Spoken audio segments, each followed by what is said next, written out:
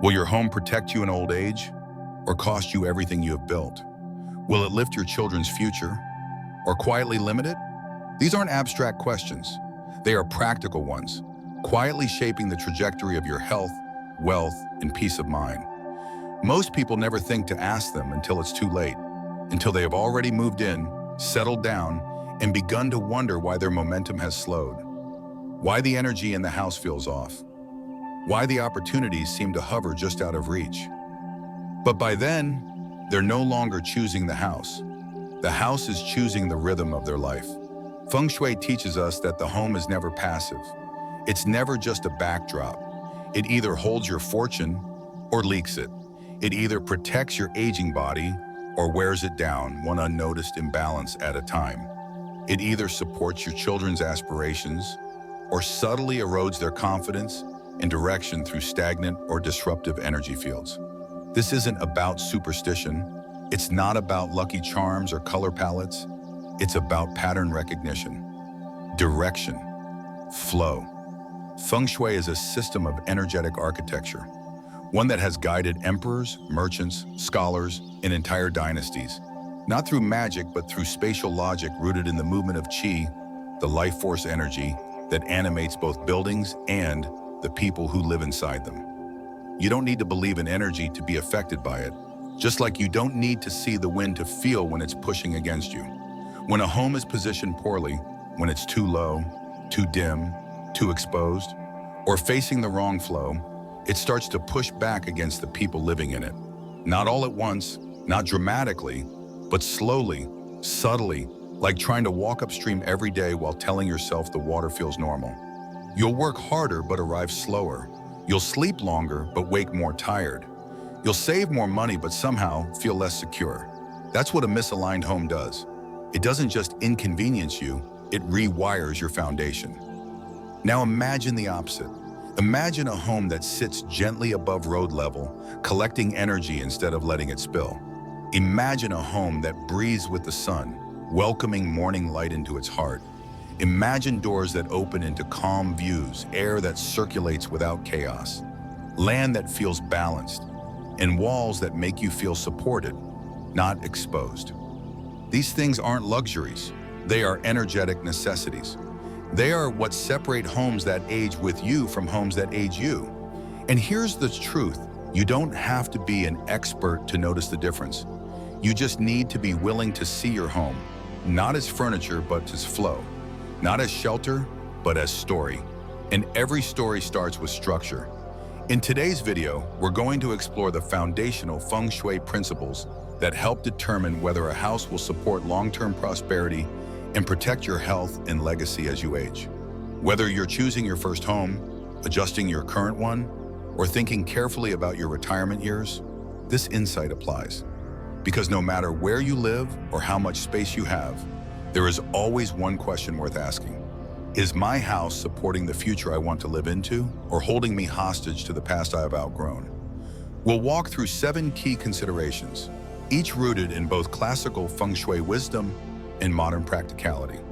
You'll learn how to evaluate elevation, light, airflow, water placement, land shape, backing structure, and open views, all without relying on complicated formulas or compasses. This video is designed to help you see your home with new eyes. And once you do, even the smallest shift, a relocated plant, a cleared hallway, a new mirror placement, can create measurable improvements in energy, clarity, and financial flow. But before we dive deeper, I have a small request. If this kind of grounded Feng Shui guidance resonates with you, if you find value in learning how to align your environment with your life's deeper intentions, I kindly ask that you help support this journey. Please take a moment to like this video, share it with someone who's reconsidering their space, and subscribe to New Day Mindfulness. We're very close to reaching 1,000 followers, and your support helps us continue offering authentic, heartfelt teachings to those quietly searching for balance, clarity, and a more supportive home. This isn't about changing your whole life. It's about refining how your space listens to you. Because when a house is chosen with care and aligned with wisdom, it becomes more than a roof. It becomes a foundation, not just for living, but for thriving. So if you're ready, let's begin. Let's walk corner by corner, flow by flow, through the qualities that define a home that holds you, supports your legacy, and builds wealth that doesn't just accumulate, but endures. Part 1. The power of elevation. The home must sit with dignity. In Feng Shui, elevation is never just a physical feature. It is a statement of dignity. A home that sits above its surroundings holds energy differently than one that sinks below. It collects, it contains, it gathers qi in a way that supports life and amplifies well-being. And while the world often associates height with prestige or power, Feng Shui sees it more humbly, as a natural positioning that honors the flow of energy through space. When a house sits slightly above the road with a gentle rise in the land beneath it, it becomes a container, not a drain. And that difference, though quiet, can define the way a household experiences wealth, health, emotional resilience, and long-term stability. Think of energy like water. This is one of the oldest metaphors in the Feng Shui tradition, and also one of the most accurate. Qi, like water, flows naturally toward lower ground. It seeks balance, but when left uncontained or unsupported, it disperses, it loses its strength, it either stagnates or escapes. Now imagine your home as a vessel. If it rests below road level, sunken into the earth, or cupped beneath surrounding structures, it becomes the lowest point in the terrain. Whatever qi passes through your neighborhood, instead of settling with intention, rushes downward and away, pulled by the gravity of imbalance. What this means energetically is that no matter how beautiful your interior may be, the external positioning of the home itself cannot fully hold or nourish what you're building. Like trying to fill a bowl with a crack at the bottom, fortune leaks before it ever has a chance to collect. This isn't theoretical. This is observed, repeatedly.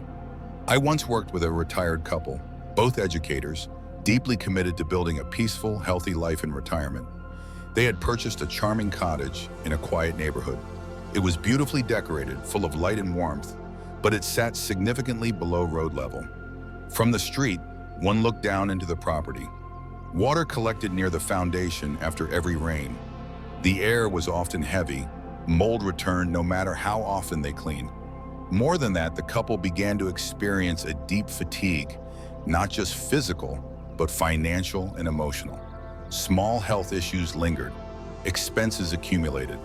Every plan they made seemed to hit an invisible wall. After an assessment, it was clear. The house could not hold the qi they needed. Within the year, they moved to a gently elevated property just 2 blocks away. No hills, no cliffs, just a modest rise, 3 feet above the street, with clean drainage and a stronger orientation toward the sun. Within 6 months, they reported improved sleep, reduced stress, and even an unexpected return on an investment they had nearly given up on. Nothing changed in their habits, everything changed in their energy container. This is why elevation matters, because it affects the way your house holds you and the way it holds onto fortune. When the road lies higher than your front door, incoming qi rushes past. It doesn't pause, it doesn't gather. And in energetic terms, this can result in missed opportunities, unstable income, low motivation, or chronic setbacks that seem inexplicable on paper, but persistent in experience. Conversely, a home that is gently higher than the road acts like a hand cupped around water. It receives. It allows qi to settle naturally before flowing into the interior spaces. This type of home creates an environment where effort meets return, where health feels supported, where emotional rest becomes easier, and where long-term plans unfold with fewer disruptions. Now, let's be clear. This isn't about grand elevation. You don't need a mountaintop villa to experience these benefits. In fact, excessively high homes, especially those perched sharply above the road without solid support behind them, can create instability of their own. They may feel exposed, isolated, or overly vulnerable to environmental stress. What we seek in Feng Shui is gentle elevation, natural rises, soft gradients in the land that allow energy to slow, gather, and enter. Think of it as a handshake between the land and your front door, not a shout, not a chase, but a welcoming curve. If you're evaluating a new property, this is one of the first things to notice. Stand at the street and observe. Do you look up at the house or down into it? Do your feet feel like they're ascending as you approach or descending? If the rise is subtle and stable, you're likely in a good position. If you find yourself walking downward into the home, especially without strong visual or structural buffers, that's a signal to pause. It doesn't mean you must walk away, but it does mean you'll need to consciously correct the energetic slope. What does that correction look like? If moving is not an option, there are still ways to shift the energy metaphorically and symbolically. Start with thresholds. Raising your front step or adding a welcoming platform, even by a few inches, can interrupt the downward pull and reframe the entry point. Use layered landscaping. Gentle mounds of earth, elevated planter boxes, or terraced gardens along the front walkway can give the illusion of ascending toward the home, rather than descending into it. These features signal to the energy and to the subconscious that this is a space of reception, not loss. Lighting also plays a role. Well-placed lights that lead upward toward the entrance, especially warm-toned, low fixtures, can create a subtle energetic lift. Similarly, art or decor placed near the front door should reflect upward motion, rising forms, gentle spirals, or plant motifs that reach toward light. Avoid downward-facing lamps or heavy stone features that visually drag the eye lower. Indoors, pay attention to your main hallway or foyer. If the exterior ground slopes toward your door, you must create a gentle holding pattern inside. Use rugs, plants, or furniture to slow the qi, encouraging it to settle rather than escape. Keep this area clean, uncluttered, and well lit. It is the mouth of your home's energy system. And just like digestion begins in the mouth, fortune begins in the entryway. There is an old Feng Shui adage that says, "He who walks uphill gains breath slowly, but keeps it longer." This applies to homes too. A house that sits with dignity, slightly above its surroundings, may require more effort to approach. But once you arrive, the energy stays. It builds, it nourishes, it doesn't slip away in the night. So when you think about elevation, don't think about ego. Think about containment. Think about stability. Think about how your home is either helping you hold what you work so hard to earn, or letting it drift away one invisible current at a time. And above all, think of elevation not as luxury, but as alignment. Because when your house sits well, your life begins to do the same. Part 2, inviting the light. A bright home is a living home. Light is not merely illumination. In the lens of classical Feng Shui, light is activation. It is motion. It is the carrier of yang energy, the lifeblood of progress, vitality, and human connection. A home without natural light may still function, but it will never thrive. It will shelter the body, but not enliven the spirit. It will preserve what already exists but struggle to nurture growth.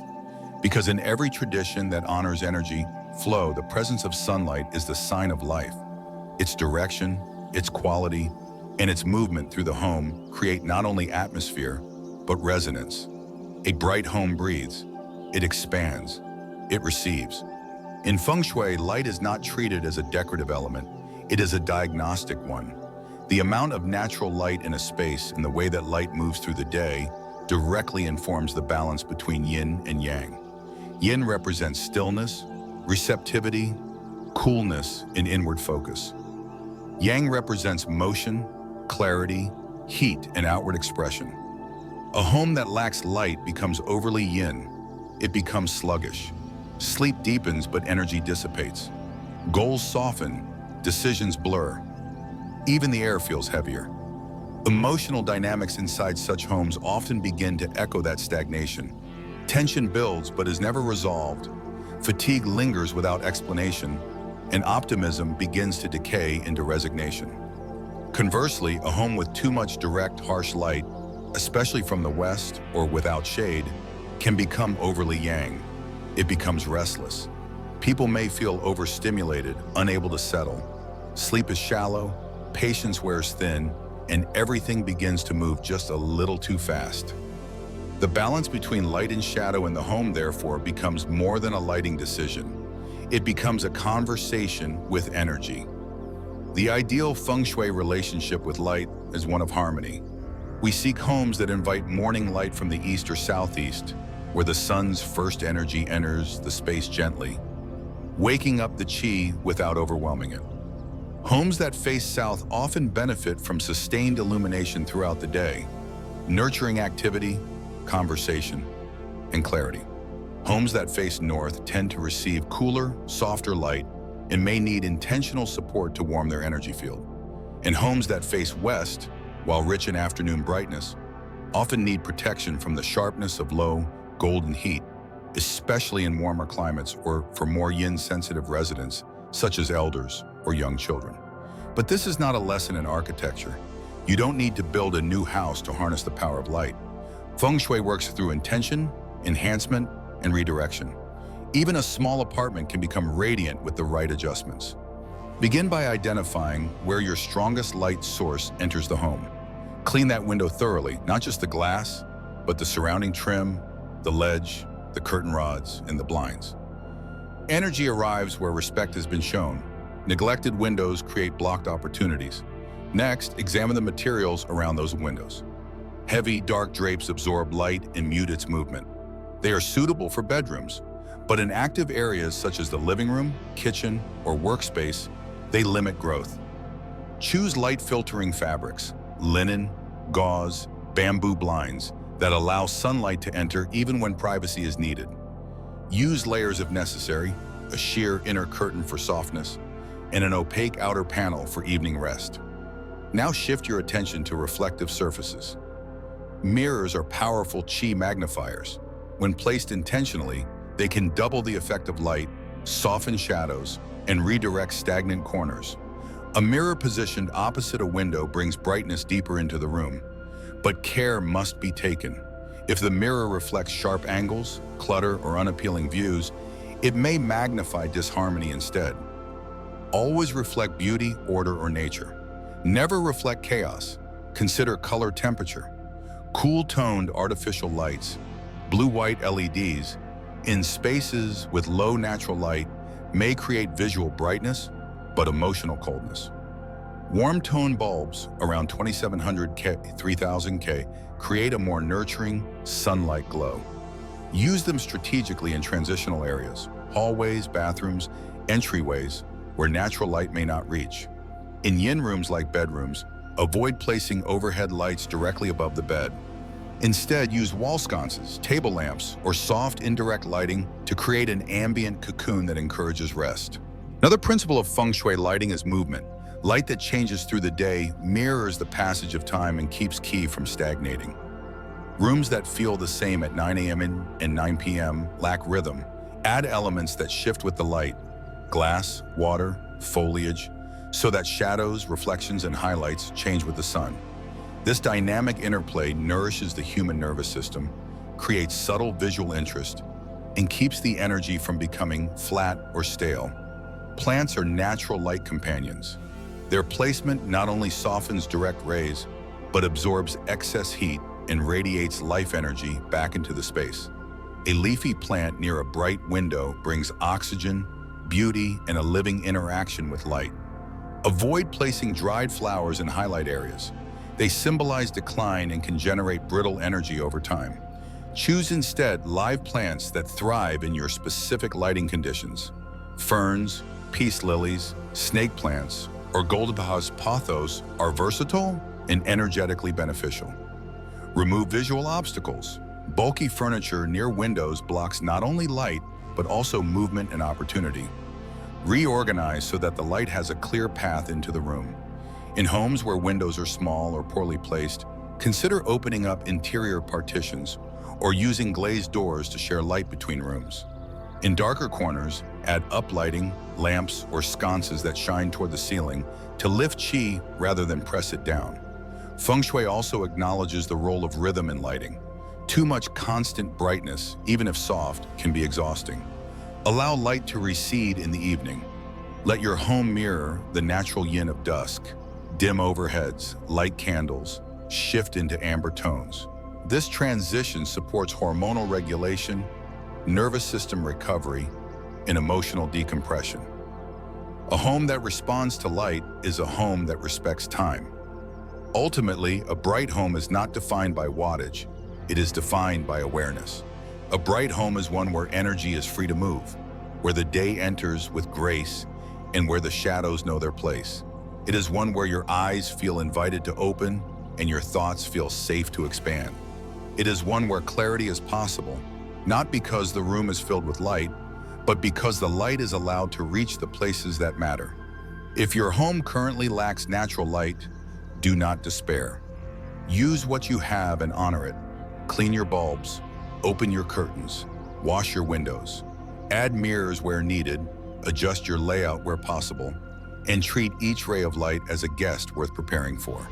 Because in Feng Shui, Qi follows respect, light follows attention, and a home that is bright in energy will begin, slowly, quietly, but inevitably, to brighten the lives of those within it. Part 3. Water wisely. Wealth must flow, not wash away. In classical Feng Shui, water is never just water. It is wealth, it is emotion, it is the symbolic mirror of how fortune flows through your life, steady or chaotic, nourishing or eroding.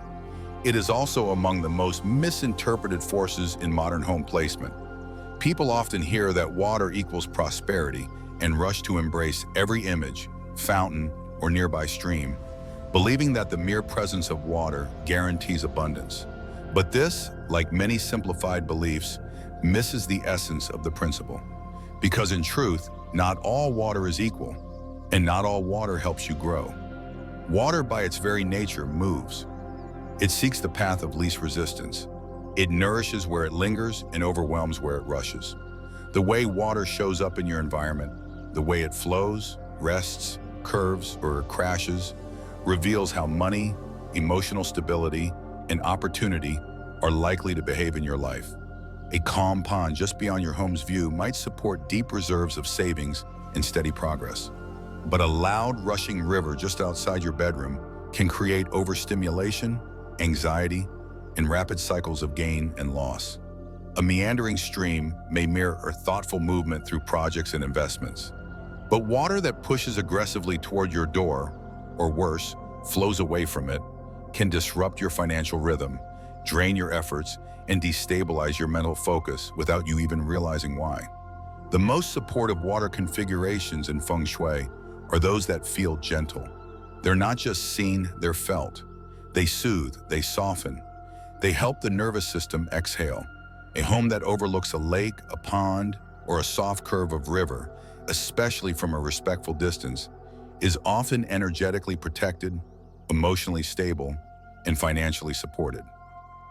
These bodies of water are containers. They hold qi rather than rush it away. They encourage accumulation, not depletion. Their stillness reflects potential. Their rhythm promotes long-term thinking. Contrast this with homes situated directly beside roaring rivers, drainage canals, or steep waterfalls. The sound alone can become a background agitation. The energetic imprint becomes urgency, chaos, the feeling of always chasing, but never quite arriving. In these environments, people may experience sudden financial gains, but they rarely last. Projects start fast, but rarely finish. Income increases, but so do unexpected expenses. This is the energy of water that's too fast, too forceful, too close. It activates without grounding. It simulates without restoring. And over time, this creates not prosperity, but imbalance. I recall the story of a young professional, bright, motivated, newly promoted, who bought a sleek condominium with sweeping, floor-to-ceiling views of a wide, fast-moving river. It was breathtaking, the kind of view that sells real estate. The first few months were exhilarating. She felt energized, alert, even inspired. But over time, things began to unravel. Her sleep became shallow, her focus drifted. Her job, once stable, began to feel increasingly unpredictable. Her team shifted, her role narrowed, and though she was working harder than ever, her sense of progress seemed to wash away the moment she tried to hold on to it. On the advice of a friend, she explored Feng Shui, not for luck, but for insight, and what she discovered wasn't surprising to any practitioner. Her home, while beautiful, sat too close to the water. The river, directly outside her window, moved swiftly from right to left, symbolically carrying energy away from her workspace, her bed, and her center. She made no renovations, but she introduced key corrections. She added a tall bookshelf with solid wooden sides along the water-facing wall to create symbolic containment. She placed a mountain painting on the back wall of her office to ground her focus. She added a subtle reflective dish, facing inward, not outward, near her entryway, so that energy would circulate rather than escape. She even switched the direction of her desk to face a calmer view. Within 2 months, the turbulence in her role quieted. Within 3, she was invited into a new leadership track that offered more clarity and long-term potential. It wasn't magic, it was alignment. This is why we say water must be respected, not chased, not imitated, but listened to. Its form teaches us what to expect. Its direction tells us what to correct. In your own home, begin by identifying any sources of water within or around the property. Look for natural features, rivers, streams, lakes, as well as man-made ones, fountains, pools, ponds, decorative basins. Ask first, how does this water move? Is it calm? Is it constant? Is it rushing in or rushing out? Where does it direct energy toward? Which areas of the home receive that symbolic message every day? If the water is outside your control, like a river or drainage channel near your building, then create symbolic containment. This can be done with stone planters, tall hedges, or outdoor art that acts as a visual buffer. Use earth elements, clay, terracotta, brick, dark ceramic, to stabilize the chi. Inside, ground the home with images of mountains, low solid furniture, or rectangular rugs. Place decorative bowls of water inside the home facing inward, never outward, to simulate gathering rather than dispersing. If you have indoor water features, fountains, fish tanks, water walls, treat them with the same respect. Ensure they are clean, well-placed, and proportionate. A small tabletop fountain near your entry or in your wealth corner, typically the far left corner from your front door, can promote healthy financial flow if it's well-maintained and oriented inward. A massive, loud fountain in a small space may overwhelm instead of support. Bigger is not always better in water. Balance is. Never place water directly behind seating areas, beds, or desks. These are support positions and must remain grounded. Water behind the back weakens stability. It gives the feeling of always looking over one's shoulder, never fully able to rest. Likewise, avoid placing water features where they point out windows or toward exits. This suggests fortune leaving the space. Always draw water inward. And finally, reflect on the quality of water sound. A gentle trickle soothes, a harsh gurgle agitates. If your indoor fountain sounds sharp or metallic, adjust it. Add pebbles to soften the fall. Use curved basins. Tune it as you would a musical instrument, because in Feng Shui, sound is also energy. Water, when used wisely, is among the most powerful allies in building wealth, nurturing calm, and sustaining momentum. But its wisdom lies not in its presence alone, but in its quality, its movement, and its relationship to the structure it surrounds. A pond can create peace. A stream can inspire movement. A river too close and too fast can carry away everything you've worked so hard to build. So the lesson here is simple. Do not fear water. Do not idolize it. Understand it, channel it, contain it. And above all, listen to what it's doing, not just to your property, to your mom, but to your nervous system, your thoughts, your finances, and your sense of direction. Because when water flows properly, life does too. Part 4. Balanced land, balanced life. The shape of the plot tells a story. In Feng Shui, the land is not merely a foundation. It is a storyteller. Long before walls are raised or interiors arranged, the very shape of the ground you build upon sets the tone for everything that follows. It is the energetic canvas upon which the rhythms of your life will be painted.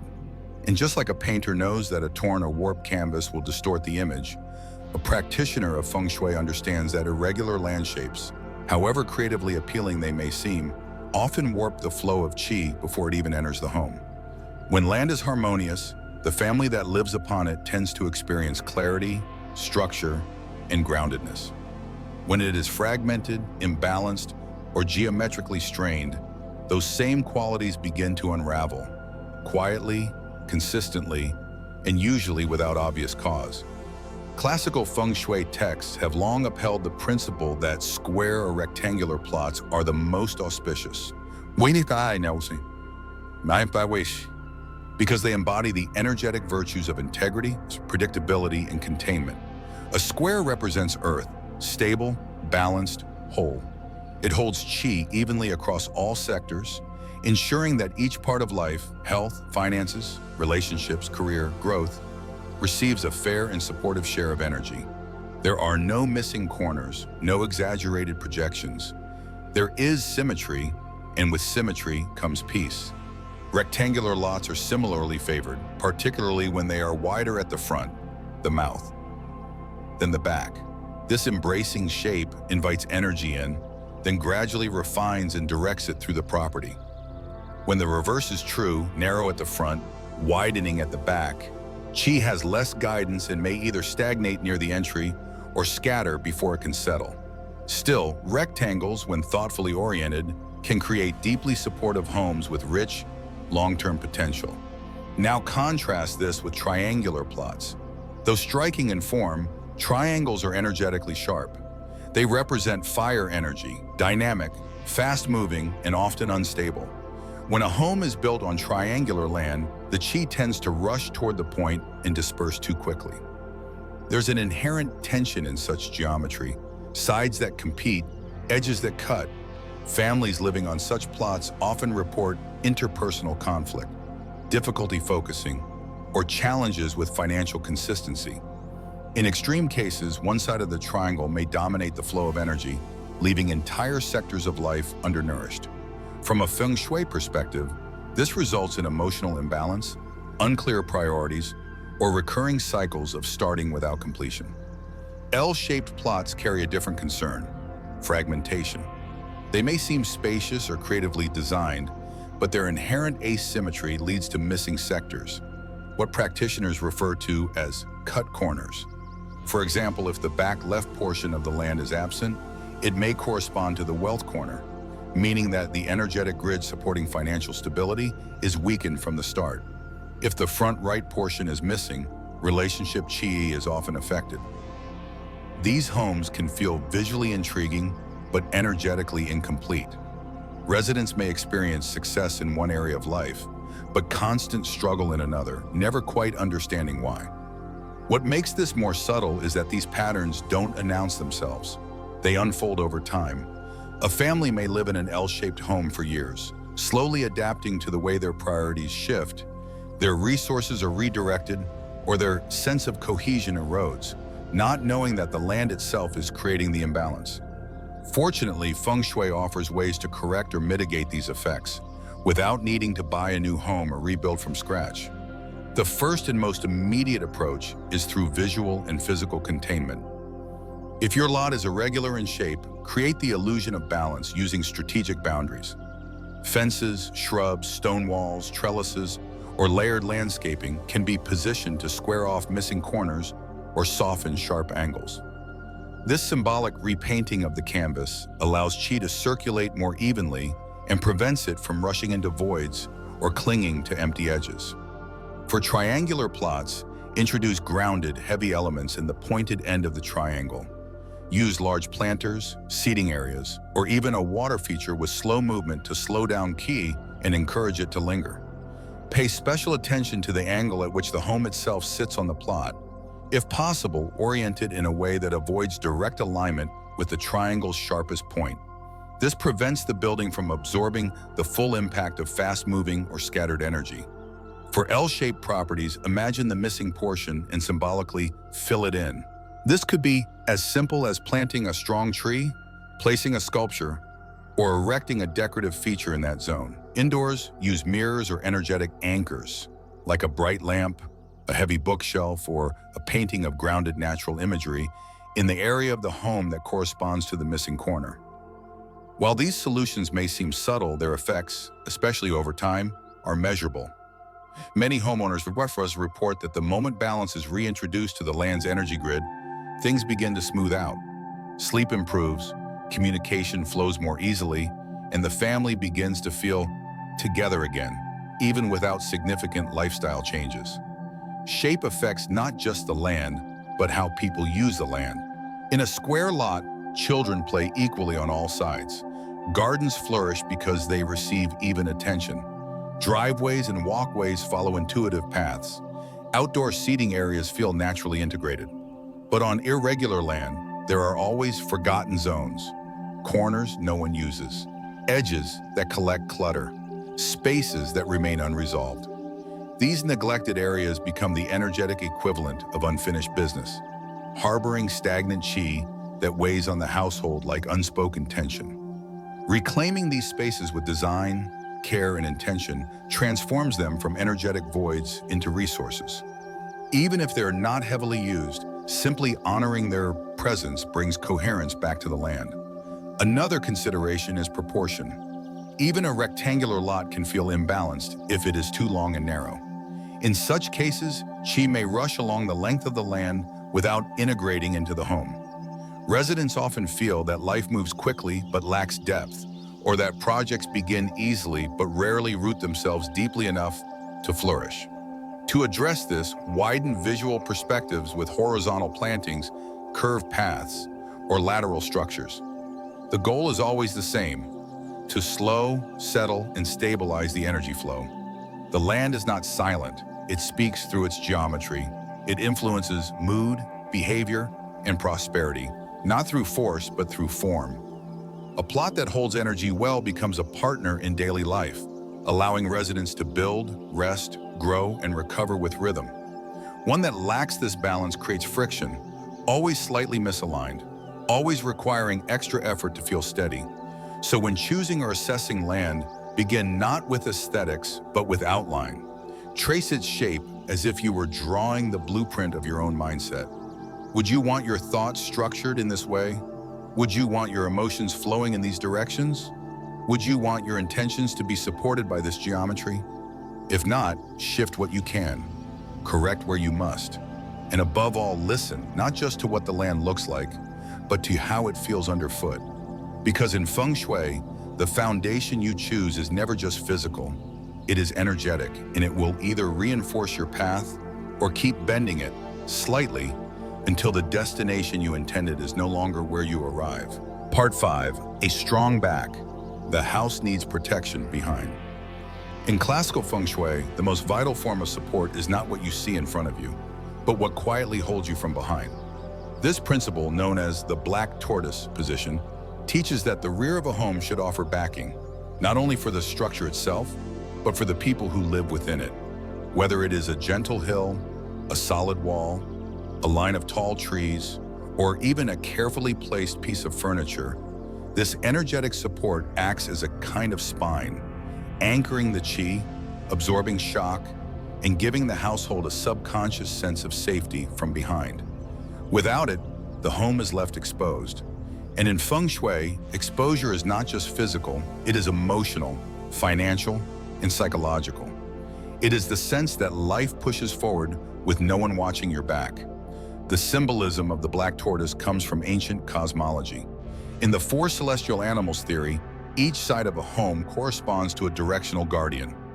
The front, south, is the red phoenix, open, visible, expansive, associated with vision and opportunity. The left, east, is the green dragon, lively, growing, the seat of action and communication. The right, west, is the white tiger, slightly lower, more restrained, representing discernment and discipline. And the back, north, is the black tortoise, slow, steady, silent, and essential. This creature doesn't move quickly, but it lives long. It doesn't seek attention, but it offers foundation. A home with strong tortoise energy doesn't announce itself, but it endures. And so do the people who live there. Modern interpretations of this principle are straightforward. The home should be supported at the rear. Ideally, this support takes the form of a small hill, a slope that rises gently behind the property, offering visual and energetic containment. It may also come in the form of a taller building, a grove of mature trees, or a dense landscape feature that creates a buffer between the home and whatever lies beyond it. This sense of having something behind you stabilizes the entire structure, not just physically, but energetically. It allows the front of the house to remain open and welcoming while ensuring that the flow of qi doesn't escape backwards or dissipate into emptiness. When a home lacks this backing, certain patterns often emerge. Residents may feel constantly vulnerable, as if exposed to unseen pressure or judgment. They may struggle with follow-through, focus, or the ability to sustain long-term goals. Career stagnation is common, especially in professions that require strategic thinking, leadership, or vision. It's as though there's nothing to lean against, no internal or external reinforcement. People describe feeling scattered, disconnected, or even unsafe in subtle, non-obvious ways.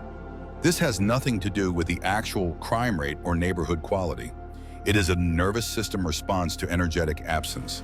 I once worked with a family who lived in a sleek, contemporary home built on a flat lot that backed directly onto an open field.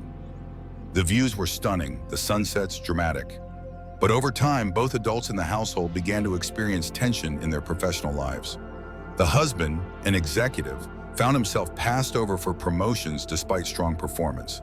The wife, an educator, felt depleted by her work in ways she couldn't quite explain. Their two teenage children struggled with focus and motivation. When we assessed the property through the lens of Feng Shui, the answer became clear. While the front of the house was strong, wide steps, open entry, healthy yang energy, the back was empty. There was no symbolic tortoise, no container, no visual or energetic hold.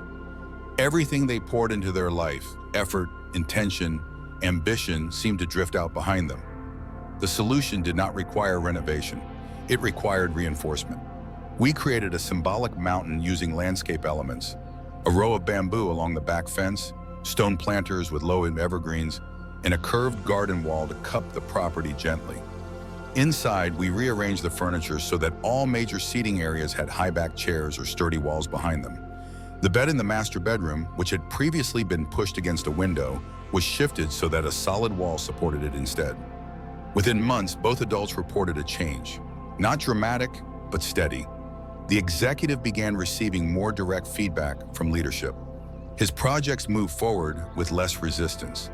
The teacher found new energy for her work and eventually transitioned into a role with greater influence and less burnout. The children began performing better academically. None of this was explained by design alone, but all of it was supported by the return of tortoise energy. If your home lacks this support, if the land behind you drops away, or the view stretches endlessly into space, you don't need to panic, but you do need to take it seriously. Begin with the exterior. Ask yourself, what is behind my house? Is it stable? Is it still? Does it hold energy or let it vanish? If you see only open sky or distant traffic, consider adding vertical elements to the back of your property. Even a fence, if built with intention, can help. Choose materials that feel grounded: stone, wood, thick greenery. Avoid see-through materials like wire mesh or glass, which provide no energetic containment. Next, examine your interior. The most important back in the house is your own. Look at your most used chair, your desk, your bed.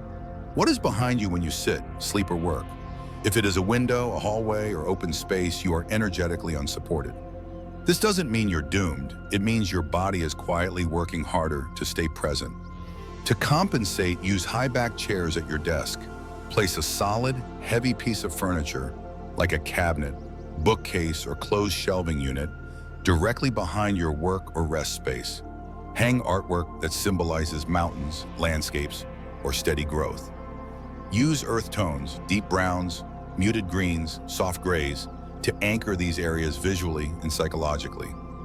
In bedrooms, the bed should always have a solid headboard placed against a stable wall. Avoid beds floating in space or positioned with windows at the head.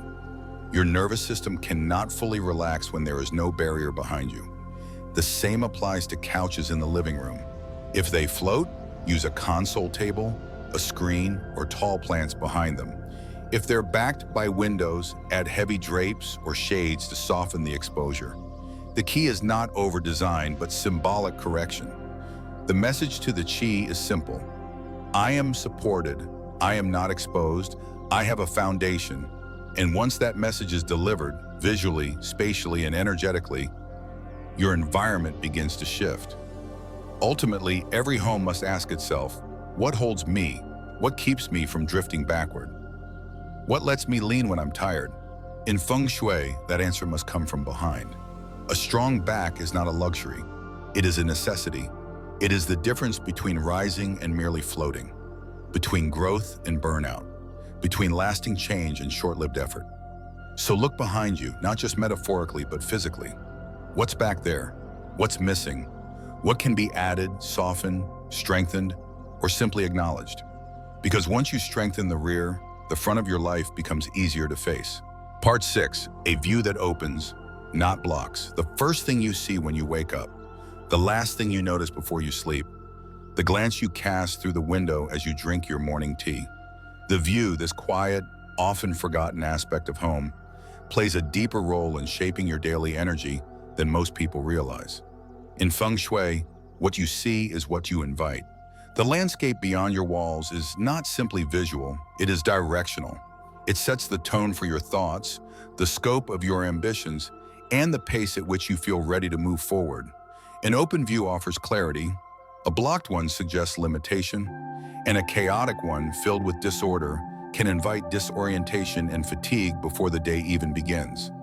In classical landform Feng Shui, the ideal external view is one that opens slightly downward and outward.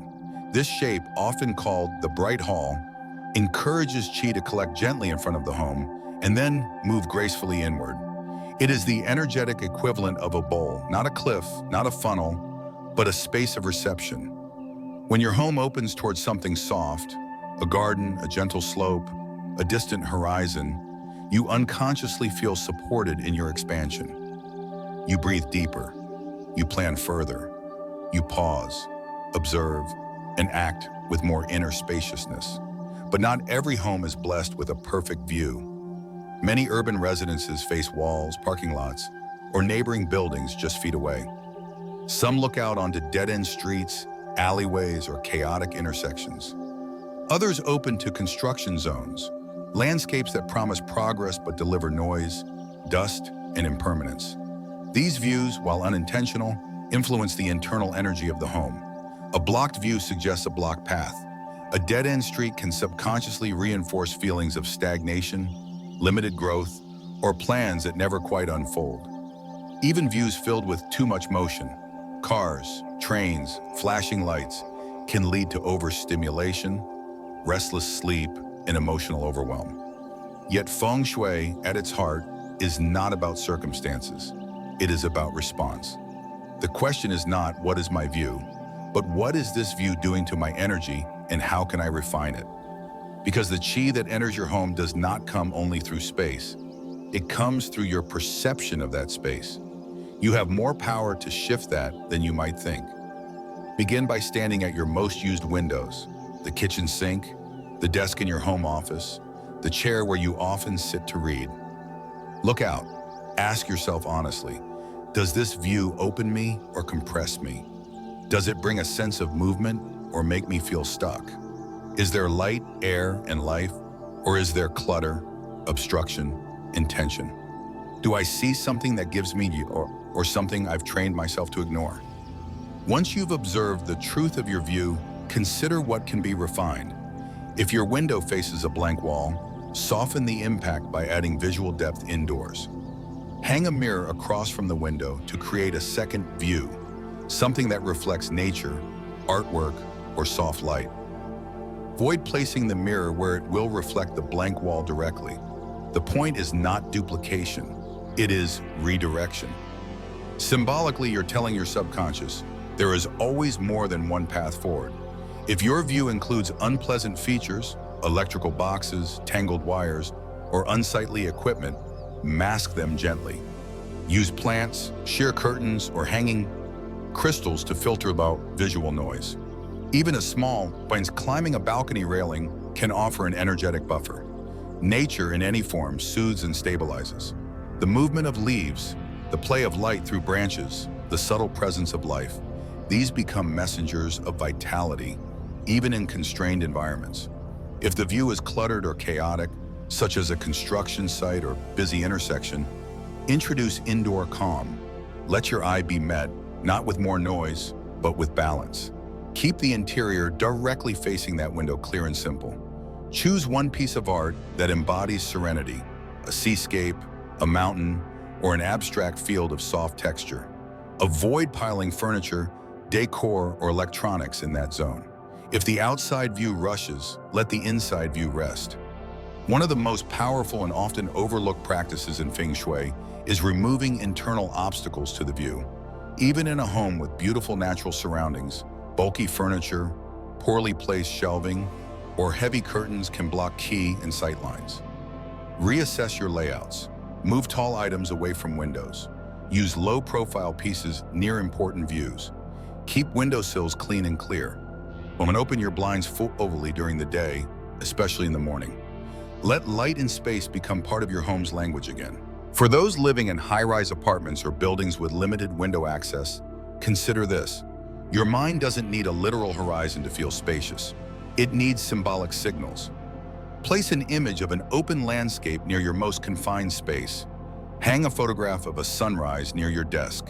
Use wallpaper, decals, or even digital frames to bring imagery of nature, movement, or upward expansion into your most static rooms. These symbols reprogram the subconscious to feel less enclosed and more capable. The same principle applies at entrances. The view from your front door is especially critical. In Feng Shui, this is the mouth of Qi, the place where energy first enters and sets the tone. If your entryway opens into a wall, a staircase rushing downward, or a cluttered vestibule, that incoming energy is compressed or scattered. Correct this with intention. Add a bright rug to draw Qi inward. Place a gentle, upward-reaching plant nearby to lift the energy. Use art that welcomes, not just guests, but opportunity. Remember, it is not about having a perfect view. It is about curating a view that feels aligned.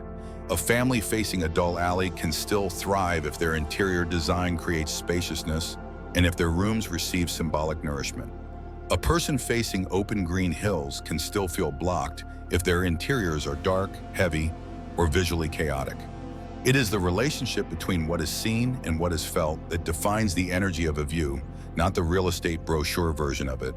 In practical terms, make it a weekly ritual to look out of each main window and ask, is this view helping me breathe?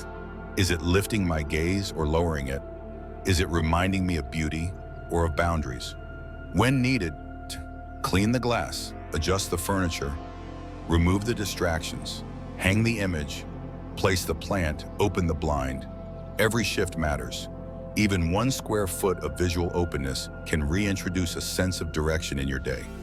Because in Feng Shui, clarity of view translates to clarity of decision.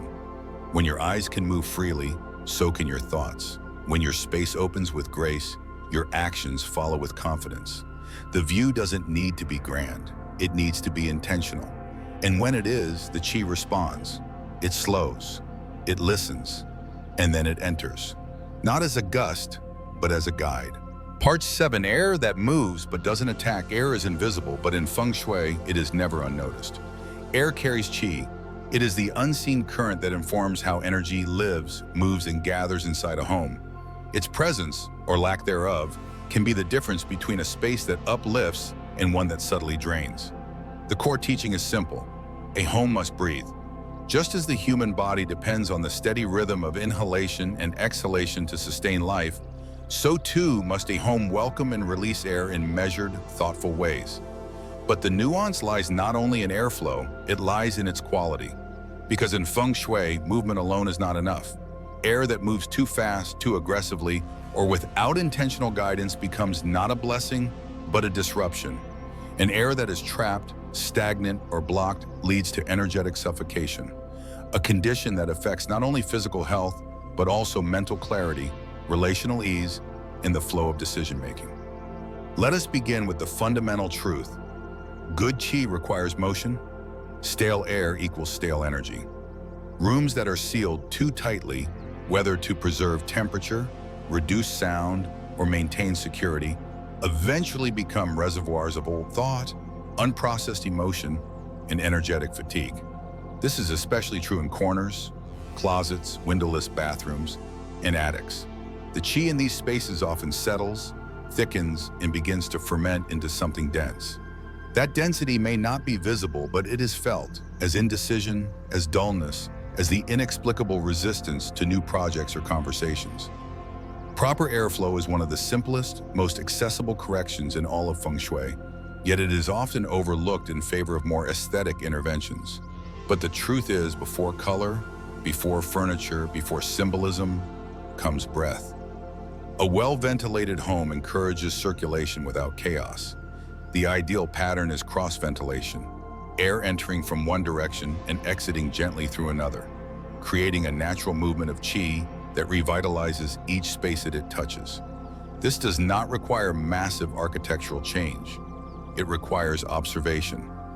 In the early morning, open windows on opposite sides of the home, even for just 15 minutes. Let the air stretch. Let the rooms reset.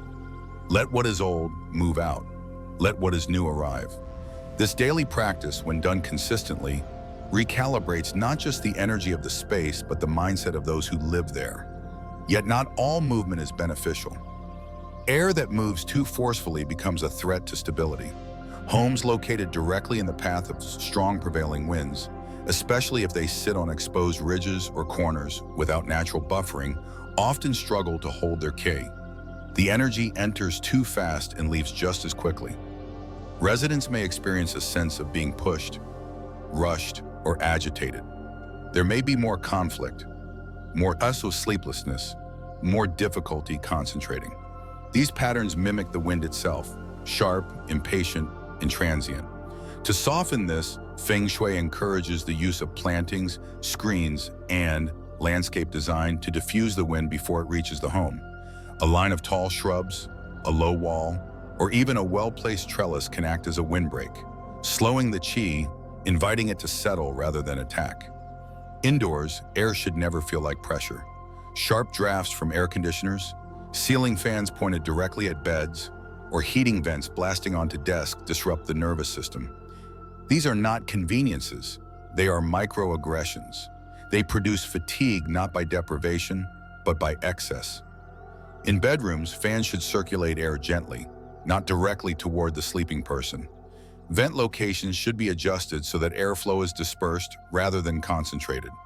If a room feels too hot or too cold because of uneven airflow, the imbalance will express itself energetically as mood instability, physical discomfort, or disrupted sleep cycles. One of the most overlooked Feng Shui considerations is the role of clutter in airflow. Corners, especially those near windows or along natural cross-ventilation lines, must remain open. Furniture that crowds these pathways blocks not only air but qi. Boxes, heavy bookshelves, or stagnant decorative pieces, particularly if placed in sharp corners, create energy bottlenecks. Remove what is not alive. Reposition what feels stuck. And observe, where does the air want to go? If you listen carefully, you can feel the path of movement that the house is asking for. Plants play a beautiful dual role in this work. They soften aggressive airflow and introduce life force at the same time. A leafy plant near an active vent helps regulate the energy before it disperses.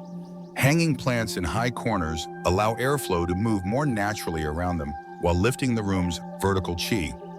Avoid artificial plants in this context. They carry no breath, no growth, and no capacity to respond. Choose living greenery that matches your home's light and humidity levels. If plants are not possible, fabric can help. Curtains, rugs, or soft wall hangings that gently buffer the energy while allowing movement. Another subtle practice involves scent. The olfactory system is directly tied to memory, emotion, and mental clarity. When air moves through a space that carries pleasant scent, herbal, woody, citrus, or floral, the qi becomes mood-enhancing. Avoid synthetic fragrances. Choose natural essential oils, fresh herbs, or dried flowers like lavender and rosemary placed in quiet corners. These not only uplift the air, but help anchor the mind. Even within enclosed spaces like bathrooms or closets, ventilation must be honored.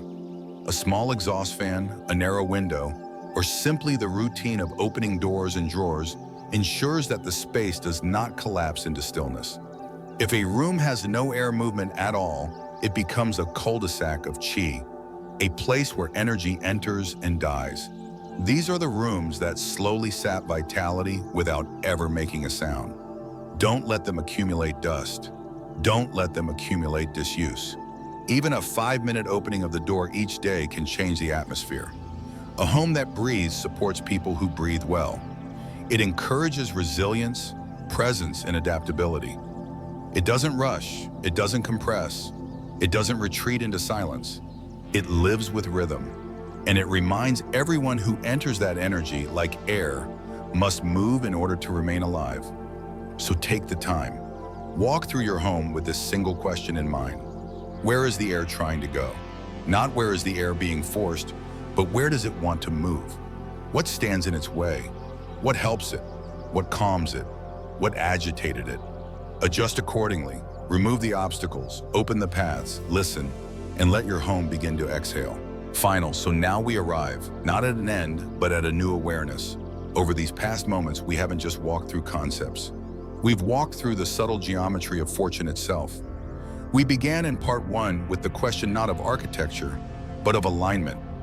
What if your home wasn't just where you live, but the strongest investment you could ever make in your family's fortune? In part 2, we explored elevation, not as a matter of height, but of dignity. A house that rises even slightly above the land beneath it holds energy instead of losing it. In part 3, we turned toward light, not brightness for its own sake, but the kind that activates life, balances yin and yang, and teaches the home to breathe with purpose. In part 4, we followed water and learned that not all flow brings wealth. Some rush in and out too fast, some linger in just the right way. And it's our job to shape the current. Part 5 took us to the land itself. Its shape, square, triangular, or fragmented, doesn't just hold the home, but directs its story. From integrity to imbalance, the geometry under your feet matters more than most people ever realize. In part 6, we anchored the back, because every home, like every person, needs something behind it, something stable, quiet, and strong to lean into when progress wavers. Then in part 7, we opened the view. We remembered that what we see every day becomes what we believe. A blocked view doesn't just block scenery, it blocks vision. But there are always ways to open the view, even if the window cannot be moved. In part 8, we made space for air. Not air that rushes or attacks, but air that moves with grace, revitalizing qi, releasing pressure, and carrying freshness into every stagnant corner. And now, here in part 9, you see the whole pattern emerge. A home doesn't need to be perfect. It doesn't need to be large. It doesn't need to be luxurious. But it does need to reflect who you are becoming, not who you were when you moved in.